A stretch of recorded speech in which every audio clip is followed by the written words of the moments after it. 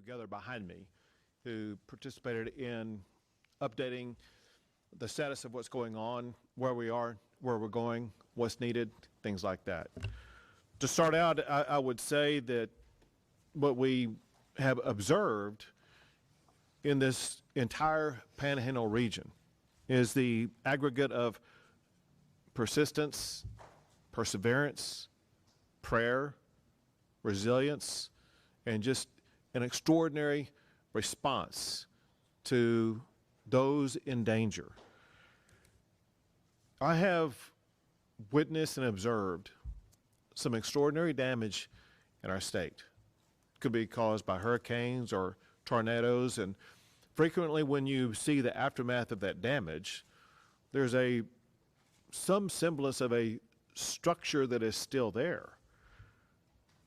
When you look at the damages that have occurred here, it's just gone, completely gone. Nothing left but ashes on the ground. So those who are affected by this have gone through utter devastation. They are going through challenges that others cannot comprehend. They need our ongoing support, our ongoing assistance, and our ongoing prayers as they and we all work together to help this entire Panhandle region rebuild and return to the normalcy that's enjoyed out here all the time. I would think there's so many elected officials with us, including all of the county judges from the region, some mayors and other officials who have worked tirelessly for the people in their communities to make sure that their constituents were getting the response and resources that they needed during what may be the most trying times of their lives. I do want to thank several members of the Texas legislature who gather with us here today, but also who will be working ongoing to assist their constituents in this region. It includes Congressman Jackson, State Senator Charles Perry, and State Representatives Smithy and Price. I thank them for being here and what they have done and what they will be doing. For many local officials, as well as for many residents and businesses in this area, those representatives are a shortcut for you to seek and ask for and hopefully provide to you levels of assistance that you need. I want to also express my gratitude for the heroic response by firefighters. It's extraordinary to see what they were able to do. The largest fire in the history of the state of Texas cut a path so large that it exceeds the size of some states in our country. And it would have been far worse and far more damaging, not just to property, but also to people, but for those firefighters. As I understand it, there is one person who lost her life. Every life matters. And it's a loss for that family that can never return. But many more people would have lost their lives had it not been for fearless firefighters who put their lives on the line, some of whom were injured in the line of duty, working tirelessly to respond and beat back these damaging flames. Also want to thank all of the emergency management professionals. There's a time when there's a need, when candidly you can't sleep. Emergencies don't have a start time and an end time like 9 to 5. They're 24/7. And these emergency management responders have been responding to this emergency around the clock in every community across the Panhandle to make sure that their needs were met. Along those lines, I want to thank the Emergency Management Director for the state of Texas, Chief Nim Kidd, who you'll hear from here shortly, but he himself is a former firefighter. He understands exactly what these people have gone through from his own personal firefighting experience, but also through his experience as being the lead person in the state of Texas to respond to every disaster that we have in this state. And every official that gathers with us today, representing every jurisdiction affected by this fire, knows that they have had immediate and ongoing constant access to Chief Nim Kidd, who has a primary responsibility, and that's to make sure that the need of every governmental entity in this entire region is met. And he has delivered on that job mission. I want to thank all of the county and city road workers and other different types of workers like that that have cleared roads, whether it would be to clear them for purposes of fire breaks or clearing them for purposes of people to get through areas that have been damaged. But not just the road workers, the city employees, the county employees, or the local employees, that they too have been working around the clock to either protect communities or to restore communities as quickly as possible. One thing that we talked about in the briefing is going through a disaster of this magnitude highlights the importance of emergency management preparedness. And many communities had emergency management plans that were put into place that proved to be effective, and far more damage would have occurred had those plans not existed and not been executed upon. And I express my gratitude for those who have the plans. There are 14 state agencies and 45 local agencies, all of whom have been working together to make sure that the needs that are extraordinary are being met as we speak to help address the challenges that are being faced by these local communities. Some early, and I will categorize as premature assessments, show that there are about 400 to 500 structures that have been destroyed. There's no way to say for certainty that's going to be the final number, because there's still the ongoing assessment process. I want to go through several different things that have no particular order, but all of which I would say are important. One is, even though we gather at a beautiful moment in a day right now, everybody needs to understand that we face enormous potential fire dangers as we head into this weekend. No one can let down their guard. Everyone must remain very vigilant. Winds are going to pick back up. The right elements for a fire will be around. And as much as everybody has gone through this, all of us must remain vigilant to make sure that all the steps are taken so that we continue to prevent the loss of life and do everything possible to contain fires, to minimize the encroachment of fires upon homes and cities across the entire region. Another thing I want to say, and that is that there's several things that I've done. One is to issue the disaster declaration. The other is to make requests for funds from the appropriate agencies. Another is every waiver that has been sought to assist in the process that has been sought has been granted. And I will continue to do so to accelerate the recovery process.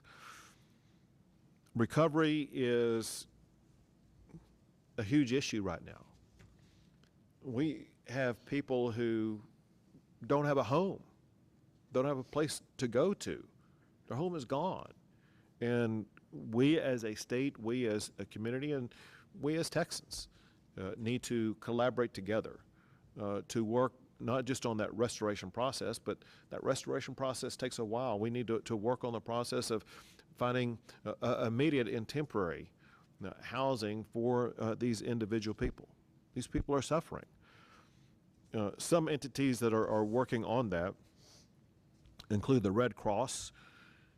The Red Cross is working, their representative is here with us right now, working with displaced families. Local churches are working with displaced families. We have at the state level the One Star Foundation, the Amarillo Foundation, and there are others, perhaps from each community or county affected by this. We all will work together for both temporary and permanent solutions for those who have been displaced. We understand there's a need for speed. The Red Cross and the churches and others working on this, that they will be working with the rapidity that's needed to meet the needs of those who are looking for a place to stay. One thing that's very important, I realize we are in a time of chaos, but even during that time of chaos and in the immediate aftermath of it, one thing that I as governor need is as much of an assessment of damages as possible. One thing that I will be seeking to do is to make a federal disaster declaration request. And in order to be able to do that, there's a dollar amount of damages that must be shown that has been suffered to qualify for that request. And all of these local officials and others will be working to help aggregate the damages that have occurred that would help qualify for federal assistance in that regard. There's a need for debris removal as well as debris management. Debris removal because of everything that's already been victimized by the fire that's taken place and needs to be removed. And we will be working with local officials to make sure that they are able to manage that debris removal. We also need to work on the management of that so that it is not a catalyst for any type of fire that could be coming in the pathway. One issue that was frequently raised in our discussion is the need for greater air support, not just for this fire, but on an ongoing basis. And so there's two different time frames to look at that. One is the immediate time frame, meaning like today and tomorrow and over the weekend, as we may be dealing with other fires that could be arising here within an hour or a few days. We have, I am told, the adequate air support that's going to be needed to be able to help combat those fires here in the coming days. But then we get into the longer term. We obviously are here for the long term. And we, being myself and my fellow members of the legislature, and as well as Ronnie Jackson, we're all going to work together to find a way to put together the air resources that are needed for fires that are, let's say, more unique or different in this region of the state of Texas than some others because of the extraordinarily high winds that were sustained in this area that candidly make it difficult to fly. But there have to be planes available that can fly through those heavy winds, that can lay down the retardant or the water that's needed in order to be able to contain and reduce fires. So just know that we know that's a long-term solution that must be addressed, that we will work on. And again, just to repeat myself, we are prepared as we speak right now for immediate needs for air cover in the event that fires do arise here in the coming days. One thing that was stated repeatedly that's been a tremendous help is the amount of hay that has been provided from other areas, other states.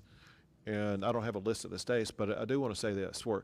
If there's any state, any city, any community that's provided hay, as governor of Texas, I want to say thank you for your help. But also, please send more. We don't know how long we're going to be going through this situation with inadequate hay for this region. So everybody here is very grateful for what's been provided, but we could use more. And we will continue to work on fire mitigation plans, both in the short term and in the long term. There's more to cover, but at this time I'm going to pass it off to Hutchinson County Judge Cindy Irwin. So I just want to start by saying thank you to Governor Abbott for coming up today, and Chief Kidd for the continued support from day one that we've received from all the agencies. I've got the area judges behind me here, and we can't say enough about the support that the agencies in Texas have given to us. It's amazing. It was from day one. What can we do to help you? And we appreciate that so much. I want to really say a great thank you to our emergency management here in Hutchinson County. They are top-notch. Jerry Langwell, Jason Whistler, and Jason Pender, and our volunteer fire departments, they're amazing. They have saved our county, and all of the support that we've had from the other agencies that willingly come and just help us. We appreciate that. We can't say enough. So just thank you. Continue to pray for our Panhandle. We can use it. Thank you. You got it. Thank you. And Al Davis. Yes, sir. Thank you very much, Governor. First of all, I want to say that as the director of the Texas A&M Forest Service, our hearts really pine for you here in this region, and we wish you the best prayers in your recovery as we move forward. Want to say, Governor, that Texas A&M Forest Service really values the relationship that we have with the VFDs and all the locals and all the emergency response agencies, and working in support of Chief Kidd. We have a number of resources here on the ground to include aviation, equipment, and most importantly, people. So again, we're here preparing for this weekend. Thank you very much, sir. Now, Chief Kidd. Thank you, Governor, and I want to echo Director Davis's thoughts. Our hearts and prayers are with those that have been devastated by the largest fire in our state's history. And we're not leaving here until the fire is out and until we're well on the path to recovery, and we'll continue to support. A lot of our employees live in the Panhandle, and you see with the other state agencies that are behind us, their families are also impacted by these fires. I can't go any further without praising our firefighters in this area. The men and women that took off from their work and their jobs and left their homes and their families to go and fight fire, it's not just courageous, but they brought expert skill, expertise, training, and really put their lives in harm's way. Now, the governor said it earlier, I'm going to say it again. This is the most devastating wildfire by acreage in our state's history. But for those local first responders, it would have been bigger and it would have been worse. And so my heart's out for them. We will do everything in our power to continue to support them. Going forward, life safety is still our #1 priority. It's the safety of the community and the safety of the responders. I ask all those that will be watching these broadcasts, stay fire aware and weather aware. Continue to listen to these local officials behind you. They ask you to evacuate. If they order you to evacuate, it is for your own safety. There is no wrong decision made in ordering an evacuation. And I can tell you, mayors and county judges have the toughest job on the planet in deciding when to do that. They get beat up all the time after the fact because your life got saved and your home got saved because you were asked to evacuate. But if you were asked to evacuate over this coming week or this coming weekend because of the fire conditions, please have a plan, know where you're going to go, and have your vehicle full of fuel and ready to go. Life safety is our #1 priority. Property protection is our #2 priority. Please continue to support your local responders and the state resources that we have brought in. They are moving around 24 hours a day trying to make sure that we're getting ahead of this fire, containing the ones and gaining containment on the ones that we have. And I also need your help, and let's go through this weekend with no new starts. Over 90% of wildfires are human caused. We've got to get the message out, no new starts. We do not want to divert resources from our existing fires onto a new start fire. Finally, the state resources that are here have come from far and wide, Governor. We've got them from down as far as the Valley into Houston and in the Woodlands, San Antonio, up the I-35 corridor. We will continue to push resources in here, ground resources, heavy equipment, and aircraft in here as long as they're needed. As we focus on recovery, the recovery mission will be long-term. We need immediate terms right now. Thank you to all of the faith-based organizations that are stepping up with the sheltering operation, but sheltering will turn to temporary housing. We will continue to work with the state agencies that are not represented here yet, but will be, for state housing missions that we can work through and our federal government partners. And finally, donations management is usually what we call the disaster after the disaster. Thank you very much to all of those that are donating. Please go to the websites and listen to your local officials about the donations that are needed and continue to donate. And cash is always the right size and the right color. So thank you very much. Thank you. We'll take a few questions.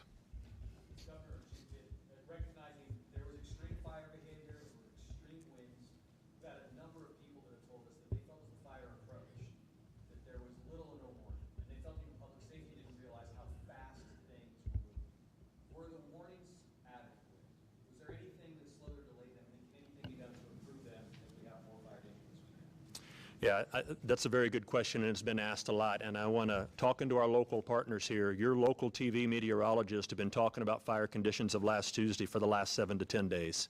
Out of the state, we've been pushing those messages out since the Thursday before the fire happened. Listen, this is where it has to be a partnership between the elected officials and the appointed officials, you as the media, and our citizens. That message has been broadcast, and it will continue to be broadcast, and I need you to continue to get it out. But I also need your help in convincing people to pay attention sometimes. It is hard to get the attention of some of our citizens because we spend a lot of time on the phones looking at things that aren't important. Emergency notification systems are great. They are nothing like the situational awareness that I need you to help me instill in our community. We've said it multiple times today. Tomorrow's going to be a bad fire day. There will be people that will be caught by surprise for that, and I need your help in getting that message out. We will continue to push it. Governor, you mentioned one fatality, possibly a second fatality in Grant County. Could you try to clarify that for us? Sure. So I've heard about the possibility of the second fatality that you mentioned, but have not received confirmation of it yet, and hence I didn't want to report it. Governor, can you talk about the long-term impacting on livestock ranching here in the area? I don't know if you've been in touch with Sid and talking about just what ranchers can do to recoup any losses. I know you mentioned hay for livestock and bringing it up here, but is Texas prepared to face an issue with this, livelihood because this was such a rough fire that took out so much ranch land? The short answer is yes. We're prepared to take whatever actions needed. But more precise, there are certain funds that are available, certain grant funds that are available to address issues like this. Those will be looked at to see if they qualify. Other than that, there will be other efforts that can be made. The loss of cattle is extraordinary, but it goes beyond that. I mean, look at the grass they feed on. Look at the fences that kept them in. Different things like that. So we're looking at the big picture holistically about ways in which we can assist both the ranchers and the farmers to be able to recover from this. Yeah, please. Well, hold on a second. And if it's okay, I'd like to add to that a little bit more. Everything the governor said is accurate. We'll continue to work with the Texas Department of Agriculture. But you also have the Texas A&M AgriLife extension agents that are here in each one of these counties, and they're going to continue to be here. The grant process and the state and federal grants for agriculture can be tedious and cumbersome. Our goal is to have in each county a place where those ranchers can go to get the right information about the right grants, because every one of them will have a little different application process. The short answer is we will continue to do our part to support them as much as we can, and we have the resources in place today for them to start talking to. Do you foresee, though, a long-term impact on meat production in this area because of what's happened there? Do we foresee a long-term impact? I really think we need to ask the ranchers that. I mean, there's Roberts County, 90% of that county is burned, right? There's going to be an impact in that county. But for the independent producers, that's a conversation we need to have with them about what that short or long-term impact will be for their organizations. What steps can citizens take to mitigate fire damage to their properties? Great question. Al, you want to hit that? Certainly. The big thing is, first of all, we have a website, Texas A&M Forest Service. We also have grants, for individual homeowners to be fire wise, to do mitigation around their homes, to reduce fuels and what have you. So again, go to our website, Texas A&M Forest Service. It will give you some specific things that homeowners can do to be fire wise and to protect their homes. Where do the investigations stand for points of origin at this point in time for the multiple fires? I'm going to say we're going to continue to work with our local partners to do cause and origin determination. I would say all of that is still under investigation at this time, and I have received no official report yet. Sir, you mentioned that the cost is part of what will make this a federal disaster. Does cattle and livestock count in that number? So, great question, and it's going to be a little bit of a complex answer. Under the Federal Emergency Management Agency, FEMA, livestock does not count towards those thresholds. And that's why we've put one of our team members from the Texas Division of Emergency Management in every county with every county judge to help the citizens and the ranchers be able to know what grant programs to go to. We will continue to open disaster recovery centers. We'll need your help getting that message out of where and when they will be so that the individuals, whether they're just a homeowner or a producer, can come and get the answers to those very complex questions. Governor, 10 years ago, the French area had a devastating fire where we lost hundreds of homes. Most of those homes were low-value homes and from people, frankly, that were low income. We received no state aid because of the low income and low value. Here we are again, and a large portion that homes lost is the same situation. These people need help. So how can we see that they get state aid? Right, and to add to that, one of the things we were talking about before we came out here, and that is that a lot of the people who have lost a home had no insurance. And so there are a lot of people in great need right now. And that's the exact kind of thing that we work with, whether it be the One Star Foundation or other foundations where we work to help people rebuild homes. But we need to gather more information, who does, who doesn't have insurance, different things like that. Then we can go about that process. Is that going to, are you saying that it will be a different process this time as it was 10 years ago? I can't tell you what happened 10 years ago. What I can tell you is that we have processes and organizations in place to assist with this rebuilding of homes. Governor, you mentioned injuries to firefighters and first responders. Do we have any idea, a number or severity of those injuries? You got that? So I know on the very first night we had 3 firefighters that were burned, treated, and released. I've been led to believe we have one that jumped off a truck and may have a fractured lower extremity. I think we heard one a rib injury right now. But again, great work by those local first responders and then all the resources coming in. Life safety is our #1 priority, and that will include those responders. I need them to be safe out there. Governor, can you tell us about a federal command structure for dealing with this fire and implementation? Would you said federal? I missed federal what? Federal, working with the federal government as far as like the U.S. Forest Service, Bureau of Land Management, Oh, yeah. as far as the command control structure for dealing with this fire. Got it. Yep. Great question, and I'm glad you asked it. Number one, in Texas, all disasters are local, and these county judges behind us are the emergency management directors for their communities. The state resources that are here and any federal resources that come in work at the direction with the blessing and consent of these judges behind us, part one. Part two is we will continue to bring in state and federal partners. There is a national incident management team that is here with us today, and they will take over the organizational control of this and help us order additional resources as needed. They're an expert team. We've worked with them before, and we're glad they're in our state right now.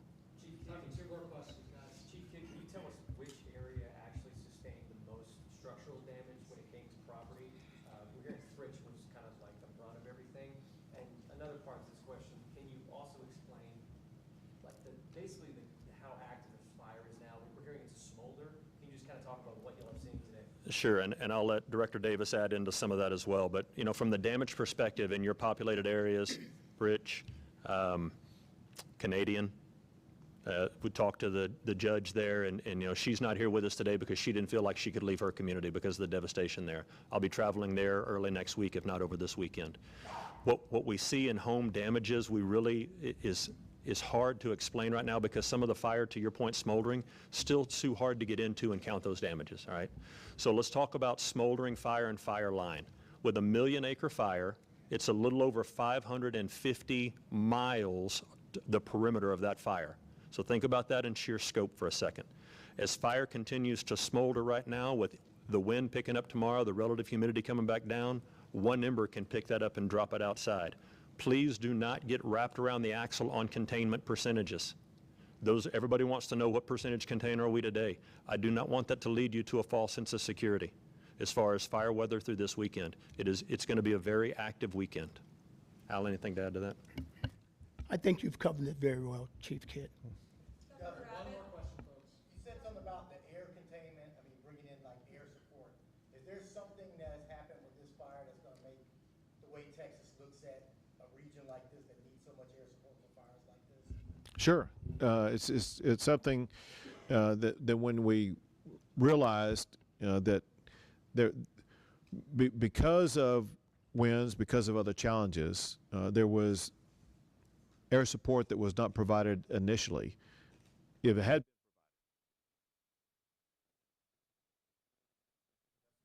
that lets me and other decision makers in Austin, Texas know that if we can provide the type of equipment and personnel that will be able to better fight fires like this, it's something that we need to step up and do.